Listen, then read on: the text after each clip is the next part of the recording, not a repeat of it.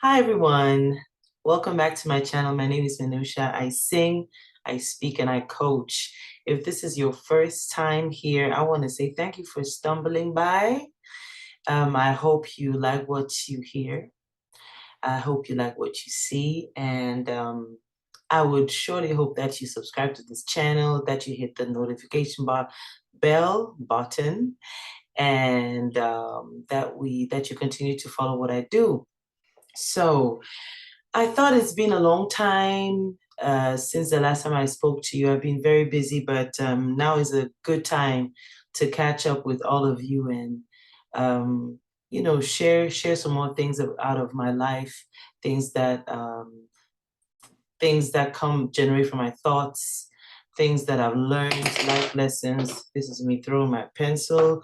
Anyway, yeah, so today's video is very simple. I am basically celebrating 3 months of being locked. This is my first time ever doing this. And let me tell you how this happened.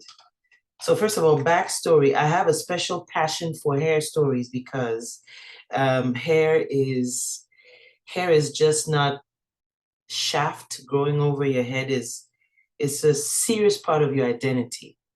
It's a serious part of how people perceive you, a serious part of your um because of how people perceive you, it kind of influences the kind of, let's say, circumstances you go through, unfortunately. Sometimes good, sometimes bad, but it's all part of how this world works.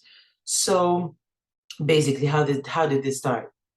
I went through some strange things again this year, like everybody else. And what I noticed about me is that I will look fine when I go through strange things, body wise, mental wise. I will seem solid, but then what speaks loud? My hair. And I guarantee you, my hair was speaking loud. I was losing chunks again. So I thought, okay, I'm kind of sick of this. Let's. What do I do at this point?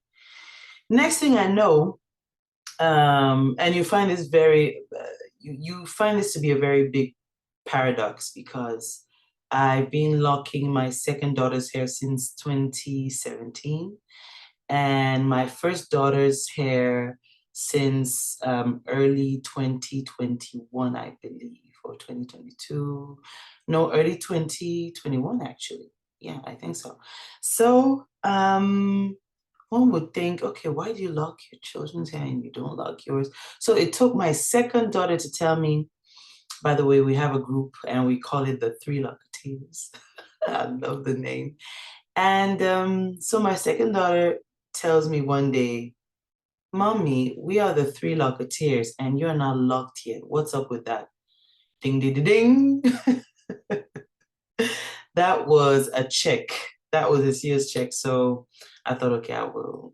After much hesitation about the length, because ideally I wanted to start the lock with a certain length, but I was losing hair. And I thought maybe now is the time to start. But I took so much time. I was hesitating so much because my question was, for everyday life, there's no problem. I'm a free spirit. I do what I do, how I like to do it. I mean, most of the time, you all know that we're not, we don't always get to do exactly what we want 24/7. So in spite of that, I'm a free spirit. That's the way I am. But let me tell you, I was not totally a free spirit in settings of high-end concerts and galas. I was wondering, what do I do? Because the point of locks is hair freedom. What does it bring? That is, I'm just speaking for myself. And by the way, disclaimer, I am, for those of you watching this video, I am not a hair blogger. I'm just a singer, a coach and a speaker, and I just like to share my life experiences. So, end of the bracket, close the brackets. Um, so as I was saying, I was very unsure about starter locks in gala situations as a singer, in high-end professional environments as a speaker or a coach? How do I carry that? And there's no sense to me to lock your hair and then you're wearing wigs the whole time. So it took me a step that was very defining for me, and that in which I find myself growing, to decide, F it. I will wear this hair regardless of where I am. And this was also the period when I started, well, roughly, I got into a period where I got the confirmation of a very beautiful opportunity for a tour, with none other than this big, talented, and famous violin player called André Rieu. I had a lot of reservations and questions about how this would fit in that setting. Little did I know that depended on how I accept this hair, because I had to admit to myself that I had let my environment condition me to think that there are only certain environments where I'd be accepted with this.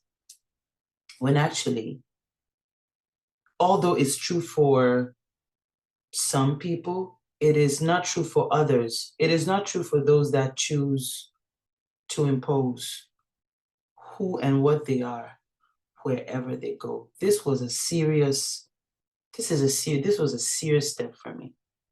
So there I was, pondering on how to present this wherever I go. And basically, it's simple. I had a lot of conversations with other friends that, that wear locks as well. What I'm doing is, I'm not the first person doing it. It's just that this is my first time experience doing that. So it's new. And I had to have conversations with other sisters out there doing it already. They said, hey, simple. Glam up your face. Get your eyebrows done. Wear big accessories. And honestly, the biggest jewelry you can have for yourself is your confidence. That's what I found to be true for myself. So I was able to say to myself, hey, I will start this store the way I am. And if I ever get any comment about how inappropriate my hair would look like, because mind you, some of the shows have been taped and are to be aired on German and Dutch TV. So I was thinking, if I'm ever told that this hair doesn't fit, then I would not go back to my old mechanisms where I put the wig back on. I would actually reconsider everything, because I've come to this point and this age where I have to attack certain situations without any compromise. So turns out that, hey, there's no problem with how I like, because I didn't hear any bad comment. I just got positive comments about how everything fits the hair, the makeup, and I beat my face these days. I'm telling you, I've been very bad at it for many years. And this time I step on my game. Today is very light, but I had to revisit how I really, take the time with the eyes and the foundation and how, the whole thing.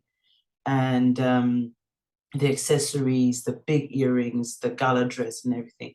It all fits. It all fits because I have decided for it to fit. So this is my year's biggest lesson.